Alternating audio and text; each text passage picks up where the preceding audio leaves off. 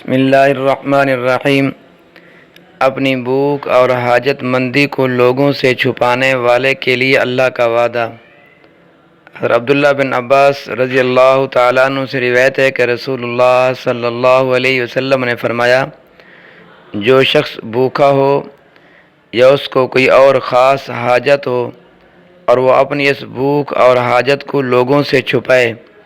یعنی ان کے سامنے ظاہر کر کے ان سے سوال نہ کرے، تو اللہ عز و جل کے ذمہ ہے کہ اس کو حلال طریقے سے 1 سال کا رزق عطا فرمائے۔ اللہ کے ذمہ ہونے کا مطلب یہ ہے کہ اللہ تعالیٰ نے اپنے کرم سے اپنا یہ دستور مقرر فرما لیا ہے، اور جو بندہ بھی اللہ تعالیٰ کے اس وعدہ پر اور اس کی شان کریمی پر دل کے پورے یقین کے ساتھ اس کا تجربہ کرے گا، انشاءاللہ وہ اس کا ظہور اپنی آنکھوں سے دیکھ لے گا۔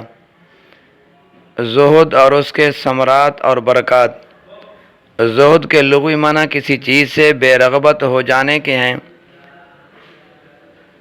اور دین کی خاص اصطلاح میں آخرت کے لیے دنیا کے لذائذ اور مرغوبات کی طرف سے بے رغبت ہو جانے اور عیش اور تنعم کی زندگی ترک کر دینے کو زہد کہتے ہیں۔ رسول اللہ صلی اللہ علیہ وسلم نے اپنے عمل سے بھی اور اپنے ارشادات میں بھی امت کو زہد کی بڑی ترغیب دی ہے۔ زہد اختیار کرو، اللہ کے اور بندوں کے محبوب بن جاؤ گے۔ سہل بن سعد رضی اللہ تعالیٰ عنہ سے روایت ہے کہ رسول اللہ صلی اللہ علیہ وسلم کی خدمت میں ایک شخص حاضر ہوا اور عرض کیا، یا رسول اللہ صلی اللہ علیہ وسلم، مجھے ایسا کوئی عمل بتلائیے کہ جب میں اس کو کروں تو اللہ بھی مجھ سے محبت کرے اور اللہ کے بندے بھی مجھ سے محبت کریں۔ آپ نے فرمایا کہ دنیا کی طرف سے اعراض اور بے رخی اختیار کر لو تو اللہ تعالیٰ تم سے محبت کرنے لگے گا، اور جو مال اور جاہ لوگوں کے پاس ہے اس سے اعراض اور بے رخی اختیار کر لو تو لوگ تم سے محبت کرنے لگیں گے۔ یہ واقعہ ہے کہ دنیا کی محبت اور چاہت ہی آدمی سے وہ سارے کام کراتی ہے جن کی وجہ سے وہ خدا کی محبت کے لائق نہیں رہتا۔ اس لیے اللہ کی محبت حاصل کرنے کی راہ یہی ہے کہ دنیا کی چاہت اور رغبت دل میں نہ رہے۔ جب دنیا کی محبت دل سے نکل جائے گی تو دل اللہ کی محبت کے لیے فارغ ہو جائے گا، اور پھر اس کی اطاعت اور فرما برداری ایسی خالص ہونے لگے گی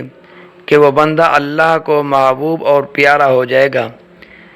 اس طرح جب کسی بندہ کے متعلق عام طور سے لوگ یہ جان لیں کہ یہ ہماری کسی چیز میں حصہ نہیں چاہتا، نہ مال کا طالب ہے، نہ کسی عہدے کا اور نہ منصب کا، تو پھر لوگوں کا اس سے محبت کرنا گویا انسانی فطرت کا لازمہ ہے۔ فائدہ۔ زہد کے بارے میں یہ ملحوظ رہنا چاہیے کہ جس شخص کے لیے دنیا کی لذتیں اور راحتیں حاصل کرنے کے مواقع ہی نہ ہوں اور اس مجبوری کی وجہ سے وہ دنیا میں عائش نہ کرتا ہو، وہ زہد نہیں۔ زہد وہ ہے کہ جس کے لیے دنیا کے عائش اور تنعم کے پورے مواقع میسر ہوں، مگر اس کے باوجود وہ اس سے دل نہ لگائے اور متنعمین کی سی زندگی نہ گزارے۔ کسی شخص نے حضرت عبداللہ بن مبارک رحمۃ اللہ علیہ کو زہد کہہ کے پکارا تو انہوں نے فرمایا کہ زہد تو عمر بن عبدالعزیز رحمۃ اللہ علیہ تھے کہ خلیفہ وقت ہونے کی وجہ سے دنیا گویا ان کے قدموں میں تھی، لیکن انہوں نے اس سے حصہ نہیں لیا۔ زہد کی صحبت میں رہا کرو۔ حضرت ابو ہریرہ رضی اللہ تعالیٰ عنہ اور ابو خلادی رضی اللہ تعالیٰ عنہ سے روایت ہے کہ رسول اللہ صلی اللہ علیہ وسلم نے فرمایا، جب تم کسی بندے کو اس حال میں دیکھو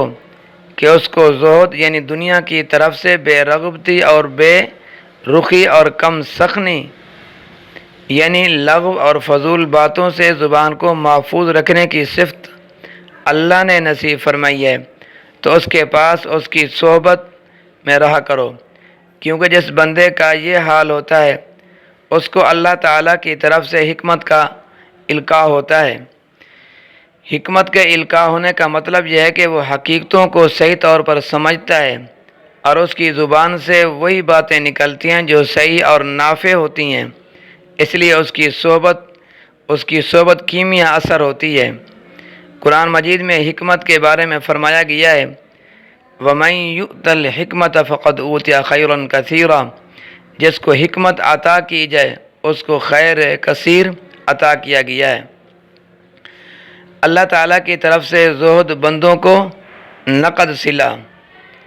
حضرت ابو ذر غفاری رضی اللہ تعالیٰ عنہ سے روایت ہے کہ رسول اللہ صلی اللہ علیہ وسلم نے فرمایا کہ جو بندہ بھی زہد اختیار کرے، یعنی دنیا کی رغبت اور چاہت اپنے دل سے نکال دے اور اس کی خوش عیشی اور خوش باشی کی طرف سے بے رغبتی اور بے رخی اختیار کر لے تو اللہ تعالیٰ ضرور اس کے دل میں حکمت کو اگائے گا اور اس کی زبان پر بھی حکمت کو جاری کرے گا اور دنیا کے عیوب اور اس کی بیماریاں اور پھر اس کا علاج معالجہ بھی اس کو آنکھوں سے دکھا دے گا اور دنیا سے اس کو سلامتی کے ساتھ نکال کر جنت میں پہنچا دے گا۔ اوپر کی حدیث سے بھی معلوم ہوا تھا کہ دنیا میں جو شخص زہد اختیار کرے اللہ تعالیٰ کی طرف سے اس کو حکمت القاء کی جاتی ہے۔ تو ابو ذر غفاری رضی اللہ تعالیٰ عنہ کے اس حدیث سے اس کی اور زیادہ تفصیل اور تشریح معلوم ہوئی۔ اس حدیث میں انبت اللہ الحکمت فی قلبہ، اللہ اس کے دل میں حکمت اگاتا ہے کہ بعد جو کچھ فرمایا گیا وہ گویا اس حکمت کی تفصیل اور تشریح ہے، اور مطلب یہ ہے کہ زہد اختیار کرنے والوں کو اللہ تعالیٰ کی طرف سے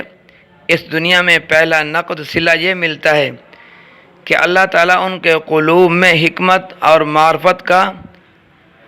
تخم ڈال دیتا ہے، جو اللہ تعالیٰ کی خاص عنایت نشو و نما پاتا رہتا ہے اور ترقی کرتا رہتا ہے، اور پھر اس کا نتیجہ یہ ہوتا ہے کہ ان کی زبانوں سے حکمت ہی کا چشمہ جاری رہتا ہے اور دنیا کے عیوب اور امراض گویا ان کے آنکھوں سے دکھا دیے جاتے ہیں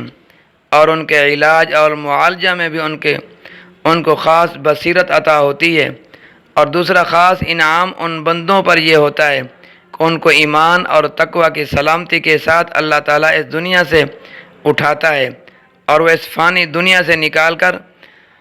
جودانی عالم یعنی دارالسلام جنت میں پہنچا دیے جاتے ہیں۔